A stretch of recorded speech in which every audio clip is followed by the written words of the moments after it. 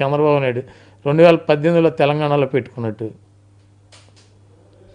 చంద్రబాబు చేసిన కామెంట్ పైన ఏం చెప్తారు సార్? పార్టీ అంటే కుటుంబాన్ని విడదీస్తోంది టీడీపీ అనే వర్డ్ని జగన్ గారు వాడారు. ఆ వర్డ్కి చంద్రబాబు కౌంటర్ ఇస్తూ కూడా మీరు తప్పులు మీరు చేసుకున్నారు, మీరు కుటుంబాన్ని మీరు బయట పంపించుకొని మా మీద నిందలేస్తారేంటి అంటున్నారు.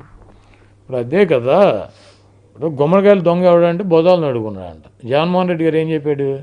చంద్రబాబు నాయుడు నా కుటుంబాన్ని చీలుతున్నాడు అని చెప్పాడా? రాజకీయాల కోసం కుటుంబాలను చీల్చే కుట్ర జరుగుతుందని చెప్పాడు.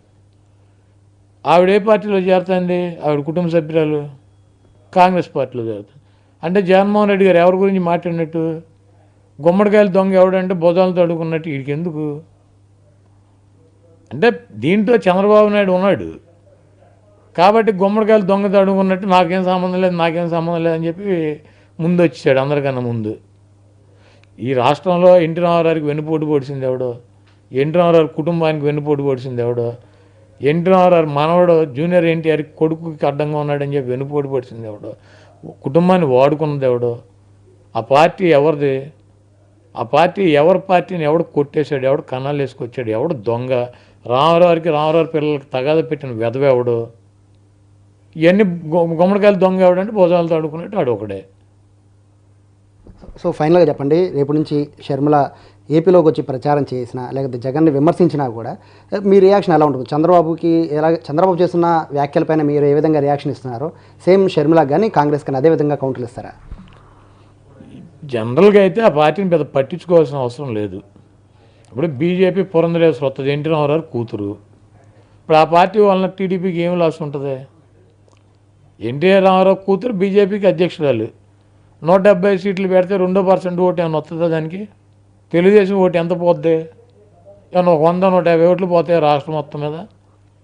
సేమ్ అంతే. కాంగ్రెస్ పార్టీకి రాజశేఖర రెడ్డి గారి కూతురు అధ్యక్షురాలు, బీజేపీకి ఎన్టీ రామారావు కూతురు అధ్యక్షురాలు. ఈ రాష్ట్రంలో ఎన్టీఆర్, వైఎస్ రాజశేఖర రెడ్డి అనేవాళ్ళు ఇద్దరు మెయిన్. సోనియా గాంధీ, ఇంకొకళ్ళు వీళ్ళందరూ సెకండరీ. ఎవడైనా చంద్రబాబు అయినా, సోనియా గాంధీ అయినా, లేకపోతే రాహుల్ గాంధీ అయినా, లేకపోతే ఇంకొకళ్ళైనా ఇద్దరు పేర్లు చెప్పుకోవాలి. ఒకడు ఎన్టీ రామారావు, రెండు రాజశేఖర రెడ్డి గారు. రాజశేఖర రెడ్డి గారికి brand ambassador YSR Congress party. Rajasekhara Reddy గారి రక్తం పంచుకొని పుట్టినటువంటి కొడుకు, మగాడు, ధీరుడు, సింగల్గా పోటీ చేసి పార్టీ పెట్టి ఈరోజు ముఖ్యమంత్రిగా ఉన్నటువంటి వ్యక్తి జగన్మోహన్ రెడ్డి గారు. జగన్మోహన్ రెడ్డి గారు ఉండగా ఇంకొకళ్ళతో మాకు పని లేదు. ఎన్టీఆర్కి తెలుగుదేశం పార్టీ ఆయన స్థాపించినటువంటి పార్టీలో ఆయన అభిమానులు వాళ్ళు తెలుసో తెలవకో తప్పో ఒప్పో దిక్కుండో దిక్కు లేక తెలుగుదేశం పార్టీలో కొనసాగుతున్నారు.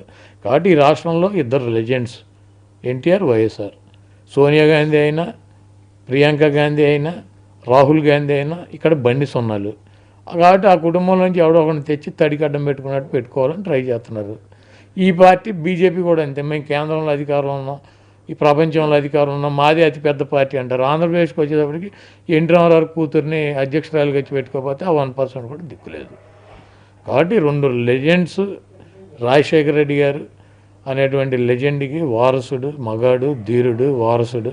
రాజశేఖర రెడ్డి గారి పథకాలను, ఆశయాలను ముందుకు తీసుకెళ్లేటువంటి జగన్మోహన్ రెడ్డి ఉండగా ఇంకెవరితో పని లేదు. రైట్.